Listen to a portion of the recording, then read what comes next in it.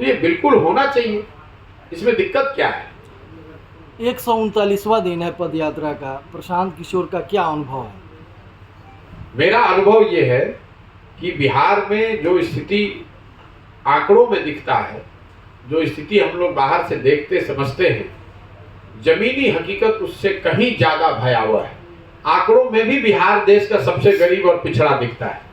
आंकड़ों में भी विकास के ज्यादातर पैमानों पर बिहार 28वें नंबर पर है। लेकिन जब आप नीचे जमीन पर जाते हैं तो उसका जो ह्यूमन एस्पेक्ट है वो दिखता है, जो आंकड़ों के मुकाबले कहीं ज्यादा भयावह है। जब मैं पैदल चलता हूँ और मेरे साथ 50-100 लड़के आगे दौड़ते हैं, छोटे बच्चे जो गांव में गाना सुनकर या पदयात्रा की कौतूहल में वो साथ में चलते हैं, तो मैं रोज अपने मन से भी कहता हूँ, आधे से ज्यादा बच्चे ऐसे होते हैं जिनके शरीर पर कपड़ा तक नहीं होता है, शुद्ध कपड़ा नहीं होता है। ज्यादातर बच्चे ऐसे हैं जो बिहार में हवाई चप्पल नहीं पहनते हैं। मतलब वो ये चीजें आपको आंकड़े में नहीं दिखेगी। आंकड़े में ये नहीं दिखता है कि कितने बच्चे ऐसे हैं जो हवाई चप्पल भी नहीं अफोर्ड कर सकते हैं। जो लड़के दौड़ते हैं, चलते हैं, बूढ़े हैं, महिलाएं हैं, आधे से ज्यादा लोगों के पैर में चप्पल तक नहीं है।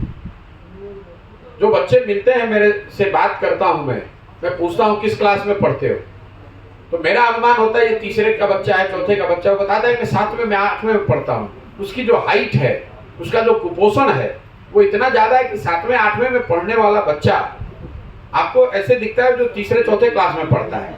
तो आंकड़ों में ये देखना कि कुपोषण कितना है, और जब आप उन बच्चों से मिलते हैं तो आपको दिखता है कि इसका कितना बड़ा ह्यूमन टोल है, कितनी जिंदगियां इससे तबाह हो रही हैं। आप बिहार में बच्चियों की हाइट देखिए, वो एकदम छोटी है। ये कुपोषण है। हम लोगों ने पंजाब में काम किया है, तमिलनाडु में काम किया है। जो बच्चियों की एवरेज हाइट है वो मुझे लगता है बिहार में 1.5, 2, 3 इंच से कम है। और वो सीधा दिखाता है कि उनको जब वो बढ़ रहे होते हैं, बच्चे से आप बड़े हो रहे होते हैं, आपको भरपेट भोजन ही नहीं मिला, आपको प्रोटीन मिला नहीं, आपके हड्डियों का ग्रोथ हुआ नहीं, आपके शरीर का पूरा विकास हुआ नहीं। ये बहुत बड़ी त्रासदी है। ये अनुभव है। आपने जो यह पदयात्रा निकाला है, कहीं विधानसभा चुनाव को लेकर मजबूती तो नहीं कर रहे हो ना? मेरे भाई, पदयात्रा निकाला उस दिन से कह रहे हैं कि ये दल बनाकर चुनाव लड़ने का अभियान नहीं है। ये समाज के जरिए एक नई व्यवस्था बनाने का प्रयास है, जिसमें दल बनना इनहेरेंट है। दल तो बनेगा, लेकिन सिर्फ दल बनाकर चुनाव लड़ना जीतना वो इसका उद्देश्य नहीं है। जब तक समाज में वो समझ नहीं हो, जब तक समाज से सही लोग मिलकर दल न बनाएं, जब तक उनके पास बिहार को सुधारने के लिए कोई सोची समझी योजना न हो, तो फिर वो दल बनाकर अगर आप चुनाव जीत भी जाएंगे तो भी आप बिहार के सुधार के लिए कुछ बहुत बेहतर नहीं कर पाएंगे। यही पूरी सोच है। 2024 में लोकसभा का चुनाव होने वाला है, तो लोकसभा चुनाव में जनसुराज की भागीदारी होगी प्रशांत किशोर जी? मैं नहीं जानता हूँ। मैं इतना ही जानता हूँ कि मैं इस पदयात्रा को जितनी ईमानदारी और शुद्धता से कर सकता हूँ वो करूँ।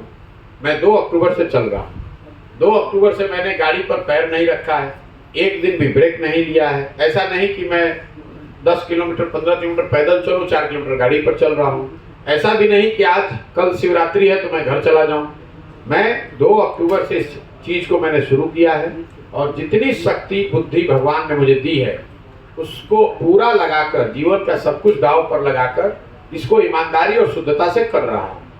जब इसको पूरा कर लेंगे या पूरा करने के करीब होंगे, तब जो लोग भी इससे जुड़ेंगे, उस समय जो समझ बनेगी, लोग जो निर्णय लेंगे, उसके आधार पर आगे बढ़ा जाएगा। मैं आपको ये कह ही नहीं सकता हूँ कि लोकसभा से पहले पदयात्रा खत्म हो जाएगी कि नहीं, तो मैं ये कैसे बताऊं कि उस समय क्या स्थिति बनेगी। मेरा अनुमान था कि जिलों में मुझे 20 से 25 दिन लगेंगे। उस अनुमान के विपरीत मुझे एक जिलों में 40, 50, 60 दिन लग रहे हैं।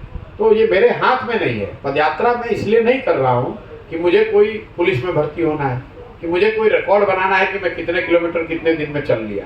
पदयात्रा तो एक जरिया है समाज से जुड़ने का, समाज को समझने का, उसकी जमीनी हकीकतों से अपने आप को वाकिफ कराने का, लोगों को बताने समझाने का। मैं उस काम को कर रहा हूँ। मेरे लिए समय किलोमीटर की कोई महत्ता नहीं है। मुझे इस काम को जितनी ईमानदारी से किया जा सकता है वो करने में मेरी रुचि है। चाहे उसमें 1 बरस लगे, 1.5 बरस लगे, 2 बरस लगे, मैं करूँगा इसी तरीके से। आपने बेरोजगारी पे बात की। क्या आपको लगता है बिहार में बेरोजगारी का मूलभूत कारण युवाओं में स्किल ना होना, ठीक से नॉलेज ना होना, सिर्फ डिग्रियां लेके लोग चले जाते हैं काम के लिए, लेकिन जब वो काम पे जाते हैं तो पता चलता है ये काम को ठीक से समझ भी नहीं पा रहे हैं। उनके पास डिग्रियां तो होती है लेकिन वो उस चीज़ को ठीक से करने के ठीक से समझ नहीं पाते। देखिए, स्किल गैप जो है वो बिहार की समस्या नहीं है सिर्फ, वो पूरे भारत में ऐसी स्थिति है। लोगों के पास जो शिक्षा या जो डिग्री मिलती है वो उसमें वो उनको उस तरह का स्किल नहीं देती है जिससे कि उनको रोजगार मिल सके। लेकिन बिहार में बेरोजगारी का वो एक मात्र पहलू नहीं है। लोगों का शिक्षित नहीं होना, स्किल्ड नहीं होना, ये एक पहलू है। बिहार में बेरोजगारी की सबसे बड़ी स्थिति वजह ये है कि रोजगार के जो 3 अवसर है, 3 दरवाजे हैं जिसके जरिए आप रोजगार पा सकते हैं, वो तीनों दरवाजे बंद हैं। आप उसको समझिए। पहला दरवाजा है शिक्षा। अगर आप अच्छी शिक्षा हासिल करेंगे तो आप अपने लिए कोई ना कोई रोजगार ढूंढ सकते हैं। तो बिहार में शिक्षा व्यवस्था पूरी तरीके से ध्वस्त है। दूसरा रास्ता है खेती किसानी। जिनके पास जमीन है वो खेती किसानी करके अपने लिए अपने आप को रोजगार दे सकते हैं, अपने जीविका का उपाय कर सकते हैं। तो जैसा मैंने आपको बताया 60% लोगों के पास तो जमीन है नहीं, और जिनके पास है उनके पास इतनी छोटी जमीन है कि वो सिर्फ पेट भरने के लिए ही उसका उपयोग कर रहे हैं। और तीसरा रास्ता है व्यापार, उद्योग धंधे, स्वरोजगार। उस विषय पर बिहार में चर्चा नहीं होती है। जब हम लोग यहाँ उद्योग धंधे और स्वरोजगार की बात करते हैं तो ज़्यादातर हम लोग की समझ ये है कि यहाँ चीनी फैक्ट्री नहीं है, चॉकलेट का फैक्ट्री नहीं है, चक्का मिल नहीं चल रहा है। वो तो एक बहुत छोटा पहलू है। फैक्ट्रियों का न होना एक पहलू है। बिहार में लोग बेरोजगार इसलिए हैं कि शिक्षा और जमीन के साथ साथ उनके पास पूंजी नहीं है।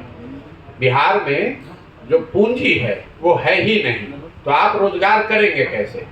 आपने कहा स्किल की बात। मान लीजिए कि आप हजाम हैं, आपको बाल काटने का हुनर है, आपके पास स्किल है, तो अगर आपके पास 2 लाख रुपए की सुविधा हो, लोन हो, तो आप एक सैलून खोलकर आप स्वरोजगार कर सकते हैं, 4 लोगों को रोजगार दे सकते हैं। लेकिन अगर वो 2 लाख रुपए आपके पास नहीं है तो आप दिल्ली में या पटना में जाकर किसी सैलून में बाल काटेंगे मजदूर के तौर पर। अब आप ये समझिए कि बिहार में पूंजी है क्यों नहीं। कई लोग बताते हैं कि यहाँ लॉ एंड ऑर्डर का इशू है, कोई बताता है खनिज संपदा नहीं है, कोई कहता है समंदर नहीं है। इन बातों का कोई मतलब ही नहीं है। बिहार में पूंजी इसलिए नहीं है कि यहाँ पर जो पूंजी जहाँ से आती है, पूंजी आती है बैंकों से। पूरे देश में पूंजी कहाँ से आता है? जो पैसा हम और आप बैंकों में जमा करते हैं, बैंक उसी का एक बड़ा हिस्सा आपको हमको लोन के तौर पर देता है, ऋण के तौर पर देता है।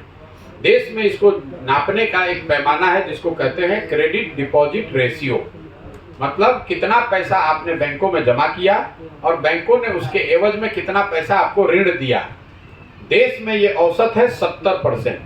मतलब अगर देश के लोगों ने बैंकों में 100 रुपया जमा किया तो बैंकों ने 70 रुपया ऋण के तौर पर लोगों को, समाज को वापस दिया, ताकि आप घर बना सकें, गाड़ी खरीद सकें, रोजगार धंधा कर सकें, यूट्यूब चैनल चला सकें। बिहार में ये औसत आज है 40%। लालू जी के जमाने में ये गिर कर हो गया था 23.7% 2004-05 वित्तीय वर्ष में। ये आरबीआई का रिपोर्ट है, आपको कोई बताएगा नहीं। बिहार में इसकी कोई चर्चा करता नहीं है क्योंकि ज्यादातर लोगों को इसकी समझ नहीं है।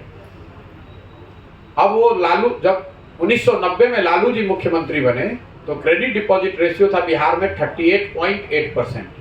वो लालू जी के 15 साल के शासनकाल में गिरकर हो गया 23.7%, और नीतीश जी के 17 साल के शासनकाल में बढ़कर वापस हुआ है 40%।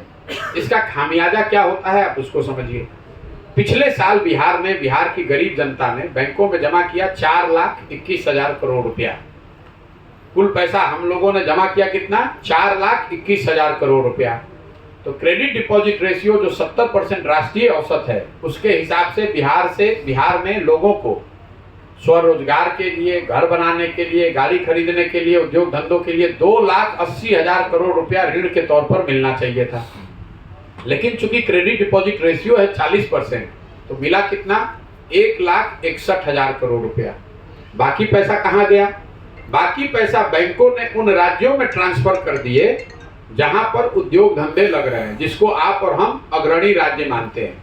कर्नाटक में, तमिलनाडु में, गुजरात में, महाराष्ट्र में, तेलंगाना में, आंध्र प्रदेश में क्रेडिट डिपॉजिट रेशियो 90 से ज़्यादा है। मतलब वहां के लोग अगर 100 रुपया बैंक में जमा कर रहे हैं तो लोगों को 90 रुपया ऋण के तौर पर मिल रहा है। अब इसका असर क्या हुआ है बिहार में, मैं आपको वो बता देता हूँ। आप पत्रकार हैं, कभी कोई नेता मिल जाए तो उससे पूछिएगा। 1990 से लेकर पिछले वित्तीय वर्ष तक 2021-22 तक बिहार से बैंकों ने 26,35,000 करोड़ रुपया 26,35,000 करोड़ रुपया बिहार के लोगों का बैंकों में जमा किया हुआ, इसको ट्रांसफर कर दिया दूसरे राज्यों में। तो मेरे भाई जब इतना, और पिछले 32 वर्ष में बिहार सरकार का बजट भी इतना नहीं है 26 लाख करोड़ रुपया। आप जरा अंदाजा लगाइए, ये 26 लाख करोड़ रुपया अगर बिहार के लोगों को ऋण के तौर पर मिलता तो कितने लोगों ने घर बनाया होता, कितने लोगों ने गाड़ियां खरीदी होती, कितने लोगों ने अपने कृषि को उन्नत बनाया होता, कितने लोग